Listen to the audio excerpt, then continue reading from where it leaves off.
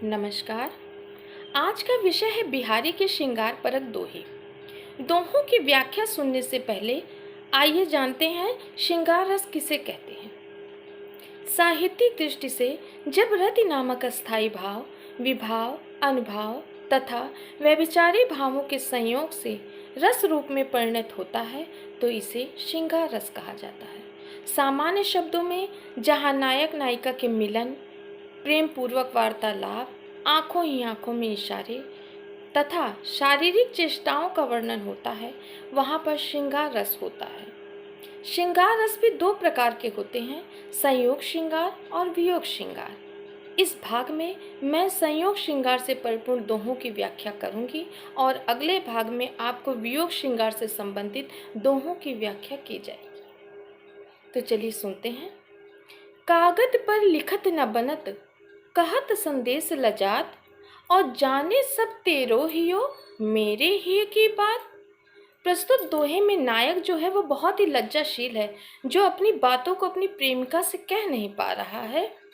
इसलिए वह कहता है कि कागज पर लिखत ना बनत, मैं अपनी भावनाओं को कागज पर लिख नहीं पा रहा हूँ। और कहत संदेश लजात, और कहते हुए भी, किसी से संदेशा भिजवाते हुए भी मुझे शर्म का अनुभव हो रहा है, मुझे लज्जा आ रही है। जाने सब तेरो हियो, आपका हृदय तो यह जानता ही है, तुम्हारा हृदय तो यह जानता ही है कि मेरे हृदय में तुम्हारे लिए किस प्रकार की भावना है, अर्थात मैं तुमसे बहुत प्रेम करता हूँ। यह तो वही भाव साम्यता हुई। मौन ने जो कहा, मौन सुन ले अगर, मौन ने जो कहा, मौन सुन ले अगर, प्रेम का पूर्ण संवाद हो जाएगा। मौन ने जो कहा, मौन सुन ले अगर। दूसरा दोहा है। बतरस लालच लाल की, मुरली धरी लुकाए, सौह करे भौहन हंसे, दैन कहे नटी जाए। प्रस्तुत दोहे में जो है, राधा जो है श्री कृष्ण की मुरली को चुरा लेती है। अक्सर प्रेम में रूठना, मनाना और प्रेमी प्रेमिका एक दूसरे से किसी ना किसी बहाने बात करने की कोशिश करते हैं या बहाना ढूंढते हैं।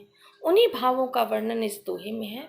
बतरस लालच लाल की, बात करने के लालच से, उस इच्छा से, मुरली धरी लुकाए, राधा श्री कृष्ण की प्राण प्रिय मुरली, जिसके बिना वे एक क्षण भी नहीं रह सकते, चुरा देती हैं कि इसी बहाने वो आएंगे और उनकी मेरी वार्तालाप होगी।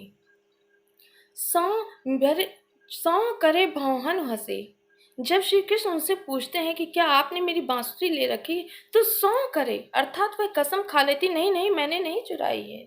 भौहन हंसे, और भौहों से हंसती है। आपको पता है, जब कोई भी कोई चीज़ चुराए रहता है तो उसके मुखमंडल से, उसकी एक्टिविटी से यह पता चल जाता है कि उसने वह कार्य किया है अथवा नहीं। अर्थात श्री कृष्ण को यह अनुभव हो जाता है कि मुरली तो राधा ने ही चुराई है, लेकिन वह दैन कहे, देने को कहती हैं, नट जाए, फिर भी देने से इनकार कर देती हैं। इस प्रकार दोनों लोग एक दूसरे से प्रेम वार्तालाप करने के बहाने को ढूंढ रहे हैं। अगला दोहा है। कहत नटत रीझत खिझत, मिलत खिलत लजियात, भरे भौन में करत हो, नैनन हूँ सो बात। प्रस्तुत दोहे में नवपरिणीता नायक नायिका है, दूल्हा दुल्हन है।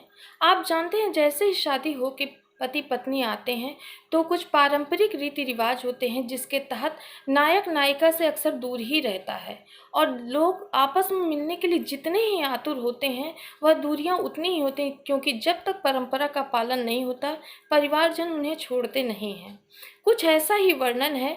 नायिका जो है आंगन में बैठी हुई है और नायक दूर पे ऐसी जगह खड़ा है जहां उनकी आंखें एक दूसरे की आंखों से मिल रही हैं, परंतु उन्हें और कोई नहीं देख पा रहा है। कहत नटत रीझत खिझत, नायिका परिवारजन के साथ आंगन में बैठी हुई है, तभी नायक की आंख नायिका की आंखों से मिलती है और वह उसे प्रेम से बुलाता है, कहता है नटत, लेकिन वह जो है आंखों ही आंखों में इनकार कर जाती है। कहत नटत रीझत खिझत, लेकिन उसके इस प्रेम व्यवहार को देखकर उसे उस पे प्यार आ जाता है, रीझ जाती है, प्रेम करने लगती है, खींचत। लेकिन जब वह नहीं मिल पाती तो उसे उसके ऊपर अपने अंदर एक अवसाद की स्थिति उत्पन्न होती है। जब कोई भी प्रेमी प्रेमिका से नहीं मिल पाता तो एक अवसाद की स्थिति उत्पन्न होती। कुछ ऐसी स्थिति है जब वह मिल नहीं पाती तो उसके अंदर एक अवसाद भी उत्पन्न होता है। खिजत मिलत खिलत लिजियात, फिर दोनों की आंखें एक दूसरे से मिलती हैं और प्रेम भावना उत्पन्न होती है। चेहरा हंसी से खिल जाता है, लेकिन फिर वह शर्मवश जो है अपनी आंखों को झुका लेती है, क्योंकि वह समस्त परिवारजन के साथ बैठी हुई है। भरे भवन में करत हो नैनन ही सो बात।